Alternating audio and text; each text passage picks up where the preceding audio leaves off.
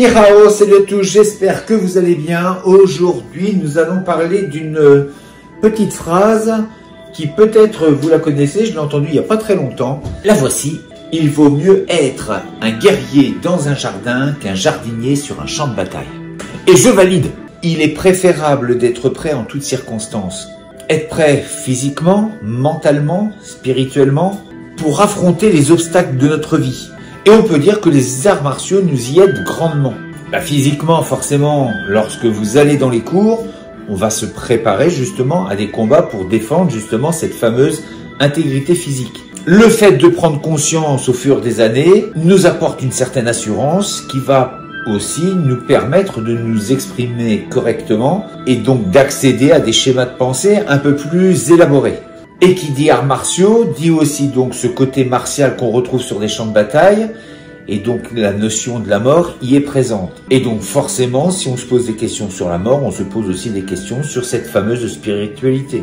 Les fameux samouraïs d'antan se préparaient tous les jours en sachant pertinemment que c'était peut-être leur dernier jour. Donc la mort faisait vraiment partie intégrante de leur quotidien. Donc si on revient à cette phrase, il est important de se préparer non pas forcément au pire, mais à tous les obstacles que l'on peut rencontrer dans notre vie. Et pour cela, il faut être curieux, apprendre, toujours chercher à apprendre pour élever son esprit. Il est toujours plus simple, évidemment, quand on ne sait pas se défendre, de vouloir la paix. C'est noble, mais ce n'est pas très grand.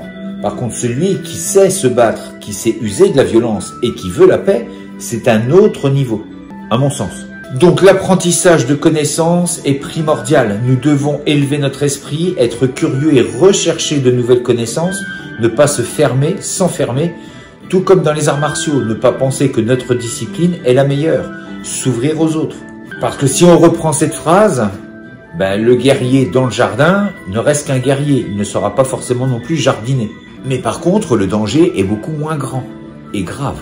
Parce que le jardinier sur un champ de bataille, s'il n'a jamais été préparé à ça, ça risque de vite et très mal se terminer. Donc l'idéal serait sans doute d'être des guerriers jardiniers.